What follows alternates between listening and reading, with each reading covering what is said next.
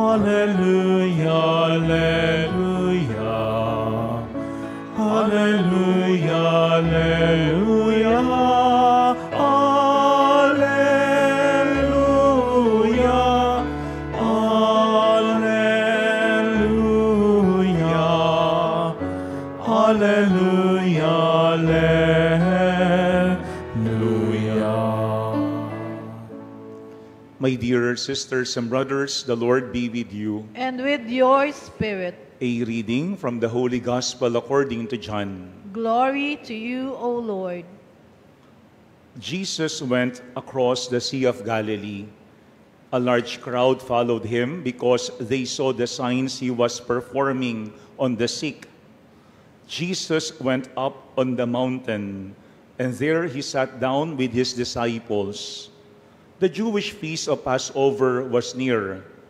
When Jesus raised his eyes and saw that a large crowd was coming to him, he said to Philip, "Where can we buy enough food for them to eat?" He said this to test him, because he himself knew what he was going to do. Philip answered him, 200 days' wages worth of food would not be enough for each of them to have a little. One of his disciples, Andrew, the brother of Simon Peter, said to Jesus, "There is a boy here who has 5 barley loaves and 2 fish. But what good are these for so many?" Jesus said, "Have the people recline." Now there was a great deal of grass in that place. So the men reclined, about 5,000 in number. Then Jesus took the loaves, gave thanks, and distributed them to those who were reclining, and also as much of the fish as they wanted. When they had had their fill, Jesus said to his disciples, "Gather the fragments left over, so that nothing will be wasted." So they collected them and filled 12 wicker baskets with fragments from the 5 barley loaves that had been more than they could eat. When the people saw the sign Jesus had done, they said, "This is truly the prophet, the one who is to come into the world." Since Jesus knew that they were going to come and carry him off to make him king, he withdrew again to the mountain alone. My dear friends, the Gospel of the Lord. Praise to you, Lord Jesus Christ. Please be seated for a while. Again, my dear sisters and brothers, good evening. We know that our eyes are very important. Mahalaga yung ating mga mata. Of course, for us to see, and they say also that because of our eyes, other people have an idea on how we feel. Kapag tayo ay titignan sa ating mata ng ating kapwa, nararamdaman nila kung ano yung ating saloobin. That's why in the book of Proverbs, it says, "The eye is the window to the soul." Kapag tayo ay tinignan ng ating kapwa sa ating mga mata, pwede nilang makita kung tayo ay takot, kung tayo ay pagod, kung tayo ay nagmamahal, kung tayo ay excited, kung tayo ay inaantok. That's why they say that the eye is the window to the soul. But at the same time, when people look at us in our eyes, they also had an opportunity to see what is within us, who we are. Kasi sa isang banda, kung paano na tayo tumingin at ano yung ating madalas na makita, pinapakilala noon yung ating pagkatao. Because we see things differently. Iba't iba yung ating paraan ng pagtingin sa ating kapwa o sa mga pangyayari sa ating buhay. And that is what we had seen in today's gospel. Siguro itong ating gospel ngayon ay familiar tayong lahat dito. Ito yung miracle of the multiplication of loaves and fish. In fact, it was written in the 4 Gospels. Lahat ng evangelist isinulat yaan. Pinapakita na yaan ay napakahalagang miracle in the life of Jesus. Pero when we look at this gospel, we see 3 important things here. Number 1 is, let us focus on Jesus. Tignan natin kung ano yung nakita ni Jesus, what Jesus had seen. In our gospel, we were told, when Jesus raised his eyes and saw that a large crowd was coming to him, he said to Philip, where can we buy enough food for them to eat? Very symbolical. When Jesus raised his eyes, he saw the crowd.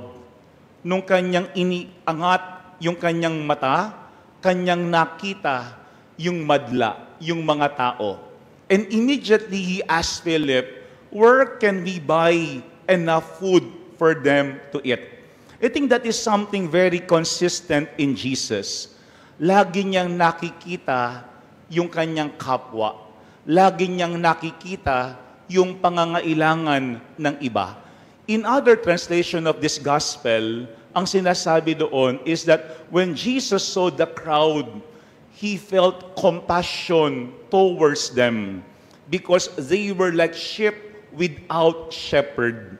Palaging merong nararamdaman si Jesus. Hindi lang laging merong nakikita si Jesus. Because sometimes, like Jesus, we could see someone in front of us.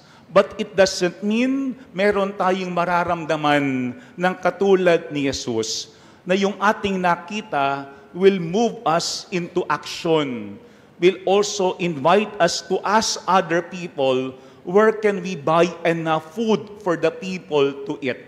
Yan ang unang maganda kay Kristo. Lagi siyang nakatingin hindi sa kanyang sarili. Lagi siyang nakatingin sa kanyang kapwa. Kaya laging napapansin ang pangangailangan ng iba. Puro yan ang unang ating tignan because when we are so much focused on ourselves, it will be very difficult for us to see others and especially their needs. Kaya nga kapag tayo mismo ay very ego-centered, ang ating laging iniisip, pakiramdam ko, pangangailangan ko, yung sarili ko. Kaya nga sometimes we become indifferent to other people's needs kapag tayo ay very self-centered. Pero look at our gospel. The moment that Jesus saw the crowd, he asked a disciple, Philip, where can we buy enough food for them to eat? Bakit niya ginawa yun? Because Jesus is also inviting the disciple to see what he sees, na makita yung kanyang nakikita. Because we cannot call ourselves disciples of Jesus if we do not have the eyes of Jesus, if we do not have the heart of Jesus. Kapag hindi tayo pareho ni Jesus na nakikita yung ating kapwa, at kapag hindi tayo katulad ni Jesus na merong nararamdamang awa at habag sa iba, yan ang unang hamon sa atin. Sana tulad ni Jesus, we don't only see the crowd in front of us, but like Jesus, sana tayo din mismo, meron tayong compassion, meron tayong charity, meron tayong mercy towards other people. Meron akong nabasang quotation coming from Saint Therese of the Child Jesus.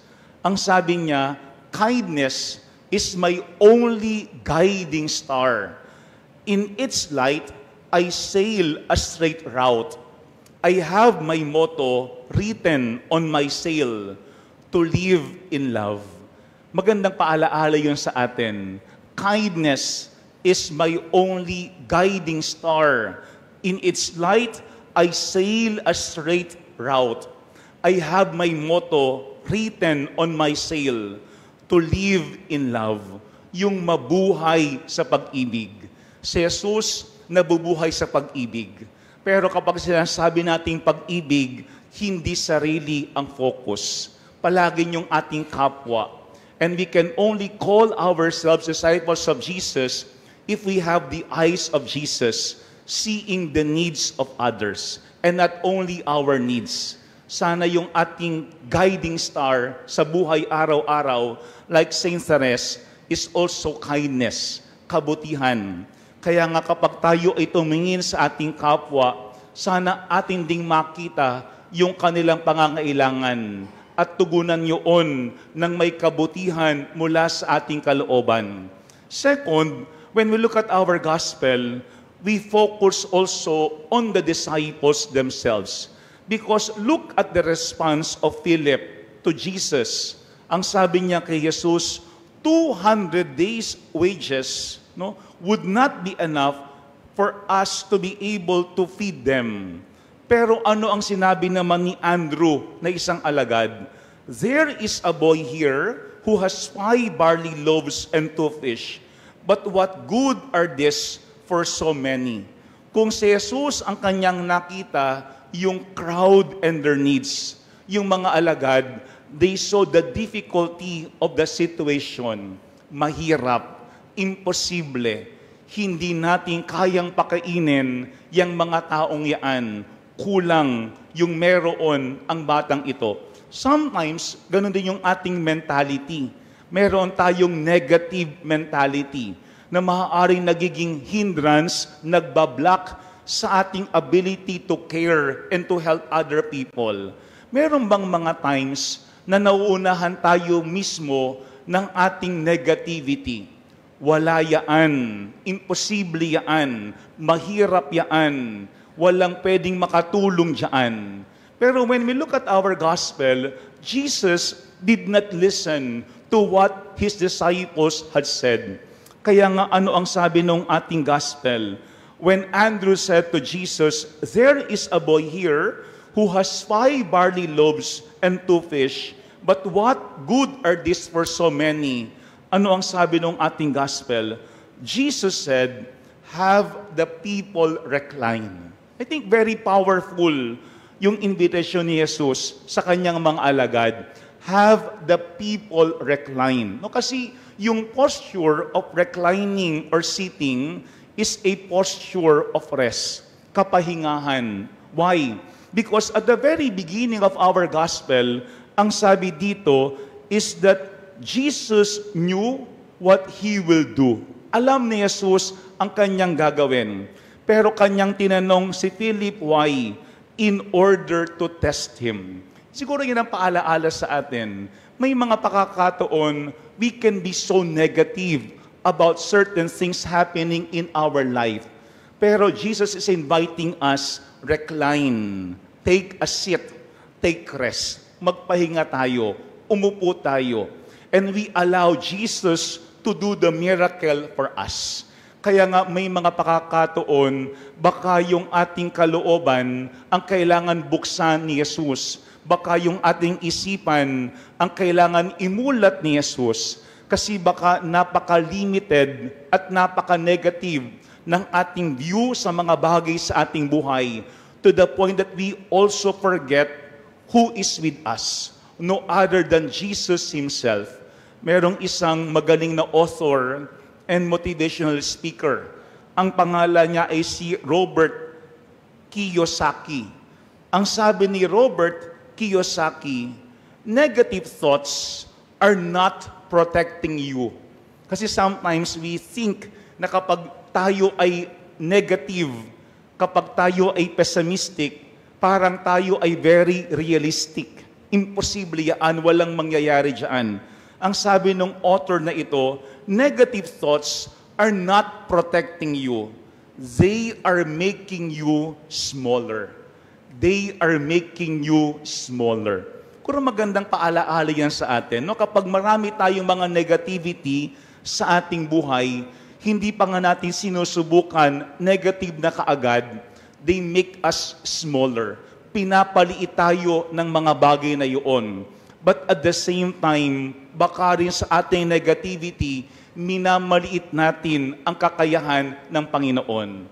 Looking at our gospel, we see the disciples. What they saw was the difficulty of the situation, and they forget who is with them, no other than Jesus. Pero yung pangatlo at panghuli, when we look at our gospel, let us also focus on the crowd, on the people. Yung last part, maganda yung sinabi nung last part.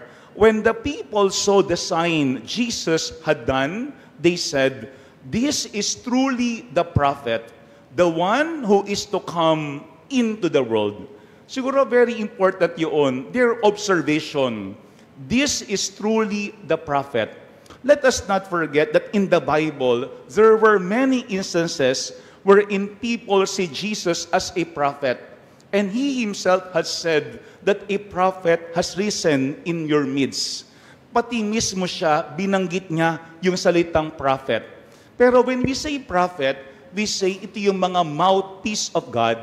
These are people who tell us what God wills and what God wants for us. Kaya nga yung mga prophet would always invite us to return to God. Palaging merong sinasabi yung propeta. Pero looking at our gospel, wala namang sinasabi si Jesus. Pero merong ipinakita, merong ginawa si Jesus. And what is that? He was able to feed the multitude. Because when we look at the Old Testament, in the book of Deuteronomy, chapter 18, ano ang sinasabi doon ni Moses? The Lord your God will raise up for you a prophet like men from among your own brothers. You must listen to him. You must listen to him. Remember, that is also what we have heard when Jesus was baptized in the river Jordan. Listen to him. This is my beloved son. Pero when they saw Jesus feeding the multitude, they remembered the experience of their ancestors in the desert when they were journeying. That through Moses, the Lord provided for their needs. Ito yung pangatlong paalaala sa atin, the crowd. What they saw was a prophet in Jesus. When we say prophet, not only someone who tells us what God wills, but prophet tells us that God is always present to help us, to protect us, and to provide for all our needs. Yan si Jesus. Pinapaalaala ni Jesus kung sino ang Diyos, na nasa ating laging piling ang Panginoon, na siyang laging tumutulong at nag-iingat sa atin, na pwede nating pagkatiwalaan sa ating buhay araw-araw. Merong isang saint, si Saint Edith Stein. She said, "Lay all your cares about the future trustingly in God's hands, and let yourself be guided by the Lord, just like a little child." Let me repeat it. Lay all your cares about the future trustingly in God's hands, and let yourself be guided by the Lord, just like a little child. If you notice, in our gospel, there was a boy who had given his fish and his bread to Jesus for the miracle to happen. And that is a sign of trust. Sa ating buhay, sometimes, we see our limitations. Lord, I am weak. Lord, I am very young. Lord, I am just a boy. But looking at our gospel, what Jesus is telling us, present whatever we have before Him and let Him do the miracle, because we could trust God to provide for all our needs. Tignan natin, ano ba yung ating madalas makita? Paano ba tayo tumingin? Because how we see things, what we see around us, will always reveal not only how we feel, but who we are, what's in our hearts. Tatlong bagay yung ating pwedeng makita in today's gospel. Jesus saw the crowd and their needs. Sana tayo din, like Jesus, we're able to see the needs of one another and respond to them because of love and compassion. Second, the disciples. What they saw is the difficulty of the situation. Madalas ba tayo ay very negative? But Jesus is telling us, have the people recline, take a rest, and let me perform the miracle. pagkatiwalaan din natin ang Diyos sa Kanyang kayang gawin sa ating buhay, hindi lamang sa ating kakulangan. And number 3, the people. They saw Jesus as a prophet, because a prophet is someone who reminds us that God is in our midst, that God is always our provider. That's why we could always trust Him no matter what.